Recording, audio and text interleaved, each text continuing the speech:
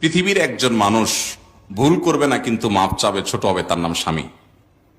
কারণ মেয়েরা, নবী রাসূলুল্লাহ সাল্লাল্লাহু আলাইহি ওয়াসাল্লাম বলেছেন, তাদেরকে বাঁকা হাট থেকে তৈরি করা হয়েছে। বেশি সোজা করতে যাবা ভেঙে যাবে। সব জায়গায় পোদ্দারি করবেন। আমি সবসময় বলি, বাসা একটু বিড়াল হয়ে থাকবেন, বিড়াল হয়ে, একটু বোকা হয়ে থাকবেন। আমি নিজে আমার বাসায় বাচ্চাদের সাথে, বাসার সবার সাথে এমন ভাবে থাকি যে ওরা মনে করে এই লোকটা দুনিয়ার আসলে কিছুই বোঝে না। রীতিমতো ওই একটু একটা পাগল দেখলে যেরকম সবাই ঢেল মারে, ওইরকম সবাই ঢেল মারে। আমি তো এটাকে এনজয় করি যে আলহামদুলিল্লাহ। সব জায়গায় পণ্ডিতি করবেন না।